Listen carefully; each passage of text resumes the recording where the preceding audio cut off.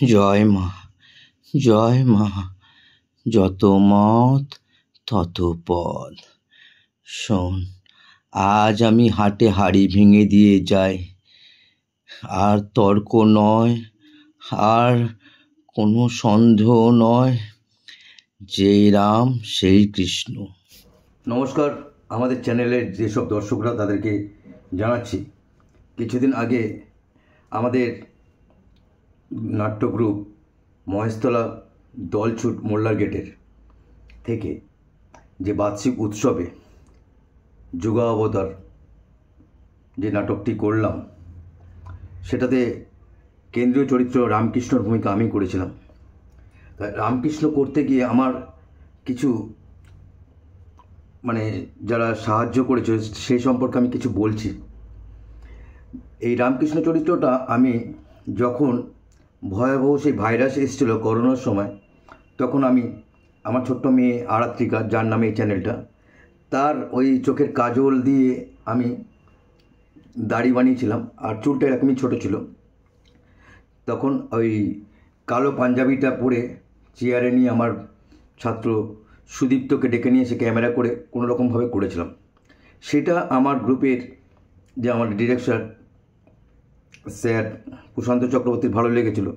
তারপর থেকে ও ভাবনা চিন্তা করেছিল যে রামকৃষ্ণ চরিত্র তোকেই করাবো, আর সেটা বাস্তবায়িত করলো এই 9 তারিখে ফেব্রুয়ারি মাসের 2025-এ আমরা বাটানগর স্পোর্টস ক্লাবে যুগাবতার করলাম রামকৃষ্ণ চরিত্র। আমি সত্যি কথা বলতে, যখন আমি স্ক্রিপ্টটা পেয়েছিলাম, তখন স্ক্রিপ্টটার আমাকে এই 5-6টা পর্ব প্রথমে দেওয়া হয়েছিল।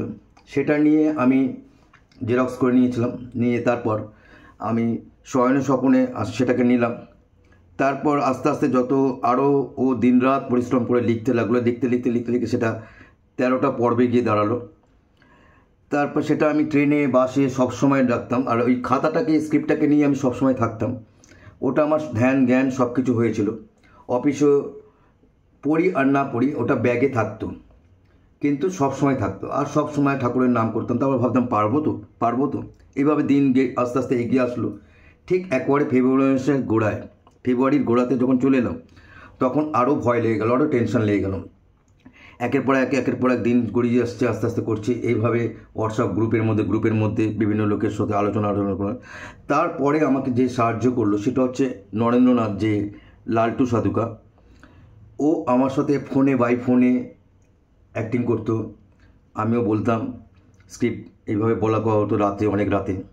তারপর একদিন আমি ওর বাড়িতে, ওর একটা জিম আছে, সেই জিমে গিয়ে ও ওই জিম চালাচ্ছে, প্লাস তার সাথে নরেন্দ্রনাথ আর রামকৃষ্ণ দুজনের মধ্যে কথোপকথন করলাম। তারপর সবথেকে বড় কথা হেল্প করেছিল আমাদের দিদি, বড়দি, যিনি রাসমণির চরিত্রে অভিনয় করছিলেন, বাসন্তী চক্রবর্তী। সবসময় কিন্তু ফার্স্ট পর্বটাই রাসমণির সাথে আমার হতো। উনি সবসময় রাজি হতো যে হ্যাঁ, নিয়ে আমাদেরটা করো ভাই, আমি পারবো। তো আমি, তুমি পারবে। আর খুব ভালো করেছে, মঞ্চে খুব সুন্দর করেছে, আপনারা দেখেছেন। তারপর ওই ছোট্ট প্রজ্ঞা চক্রবর্তী, ও আমাকে অনেক হেল্প করেছে। আমার সাথে প্রথম পর্বটা করতো, কোনোদিন না করতো না। প্রথম পর্বটা আমরা রেগুলারই করতাম। প্রজ্ঞার মা গোপা চক্রবর্তী, গ্রুপে যখন বলা হলো যে কে রিহার্সাল করবে না করবে, ও বললো কেউ করুক আর না করুক, মানিকদা তুমি কিন্তু আসবে, তাঁতির সাথে করবে, প্রজ্ঞার সাথে প্রথম তোমাদেরটা করবো, এইভাবে হেল্প করলো। তারপর প্রশান্ত চক্রবর্তী বাই ফোনে কিছু টিপস দিল, যেগুলো এইভাবে করা উচিত, এইভাবে করছো। তারপর আস্তে আস্তে এইভাবে রামকৃষ্ণ চরিত্রের মধ্যে ঢুকতে লাগলাম। তারপর রামকৃষ্ণ আসার আগে, চরিত্র করার আগে 5-6 দিন আগে থাকতে আমি মাছ মাংস খাওয়া টোটালি বন্ধ করে দিলাম, নিরামিষ খেলাম। আমার মেয়ে, ছোটো মেয়ে, আমার বউ, এরা রাত্রেও আমাকে নাটক করার জন্য বলতো, নাটক করো, আমরা ঘুমাচ্ছি, তুমি নাটক করো। মেয়ে আমার স্ক্রিপ্টার বাই অ্যাক্টিংগুলো দেখাতো, বলতো যে আমি এটা বলে দিচ্ছি, তারপর তো তুমি বলো। ছোট্ট মেয়ে যা পারে ততটাই করতো। তারপর আমি পুরোটাই একদিনকে রেকর্ডিং করে নিলাম, করে সেটা শুনতাম কানে, বাসে দাঁড়িয়ে থাকতাম ভিড় বাসের মধ্যে, ওইটাই শুনতাম। বসে থাকলেও শুনতাম, রাত্রেও রোজ রাতে শুনতাম, সব সময় রামকৃষ্ণ চরিত্রটা নিয়েই শুনতাম। আর যেটা হচ্ছে আমার এই নাটকটা, স্ক্রিপ্টটাকে আমি টোটাল এই স্ক্রিপ্টটাকে আমি হাইলাইট করে নিলাম সমস্ত দেখতে পাচ্ছেন হাইলাইট করে নিয়েছি আমার রামকৃষ্ণর ভূমিকাগুলো, এই সমস্ত হাইলাইট করে করে এইভাবে সব সময় এটা বুকে জড়িয়ে শুয়ে থাকতাম এটা নিয়ে। তারপরে এবার আমার হচ্ছে মেকআপে আমাকে চন্দন মেকআপ রুমে দেখলেন তো আপনারা ইউটিউবে, মেকআপ করলো রামকৃষ্ণর মেকআপটা। আর আমি যখন মেকআপ করছিলাম তখন চুপচাপ ওই ধ্যান জ্ঞানের মধ্যে ছিলাম, যেন ঠাকুর আমি রামকৃষ্ণ চরিত্র করতে পারি, আমাকে শক্তি দাও, আমাকে জোর দাও, জয় মা জয় মা। আচ্ছা ভালো কথা, যেটা হচ্ছে রামকৃষ্ণ চরিত্রে আমি যে ধুতিটা পরেছিলাম এটা মনে হয় একটা আশীর্বাদ। সেই ধুতিটা ছিল আমার বাবাও নাটক করতো, শুনেছি দেশের বাড়িতে যাত্রা করতো তখনকার, আর ভালো আরবাসি বাজাতে পারত। বাবার মধ্যে সব একটু কালচারটা ছিল, সেই রক্তটার মধ্যে পেয়েছে। আমার কাকু করে নাটক এখনও, আগরতলা ত্রিপুরাতে থাকে। বরাবর এই নাটকের জন্য আমার মা বাবা সবাই সাপোর্ট করতো। আর নাটক কোনো কিছু পেলে আমি সেটা মেকআপটাকে নিয়ে রাত্রিবেলা মানে পাগল হয়ে যেতাম, এটাই সাজলে চরিত্রের সাথে মানাবে তো, এটা করলে মানাবে তো। এখনও সেটা করছি, তেনারা নেই, আশীর্বাদ রয়েছে। তারপর সেই বাবার ধুতিটা পরলাম, আমি তখনই বুঝতে পারলাম যে রামকৃষ্ণ চরিত্র আমার হবে।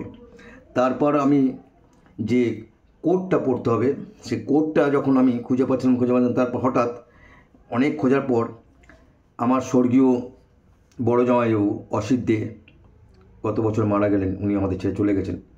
ওনার দেওয়া কোটটা যখনই আমি গায়ে দিলাম আমি বুঝলাম যে না, রামকৃষ্ণ চরিত্রে এনাদের আশীর্বাদ আমার নিশ্চয়ই ভালো করবে। আর সেটা পরেই মঞ্চে উঠলাম, ভালো করলাম। আপনারা সবাই বললেন, আমার মতো একটা অশিক্ষিত এটো শালপাতার অভিনেতা রামকৃষ্ণ চরিত্র করলাম, ভুল ত্রুটি মার্জনা করবেন যদি কিছু করে থাকি। আমি আমার নিজের দিক থেকে এটা 40% করতে পেরেছি। আপনাদের কাছে কোনো জায়গায় শো পেলে আমাদের এই শোটা যদি দেন তখন নিশ্চয়ই আরও ভালো হবে। আমরা এই শো করতে রাজি আছি। যুগ অবতার, প্রশান্ত চক্রবর্তীর রচনা নির্দেশনা, খুব ভালো লিখেছে। আর এরপর এই চুলটা ছিল আমার ঝাঁকড়া কোকড়ানো চুল, আপনারা নিশ্চয়ই দেখেছেন। এই চুলটা আমাকে চন্দন বলল, আমাদের মেকআপ ম্যান, দিয়ে তোর চুল লাগাতো। আমি তখন ওকে বলেছিলাম না, আমি সব ফলস চুল করলো, মানে সব নাড়ানাড়ি করতে গেলে হয়তো খুলে টলে পড়ে যেতে, আমি সবসময় ন্যাচারাল নিজের জিনিসটাই করি।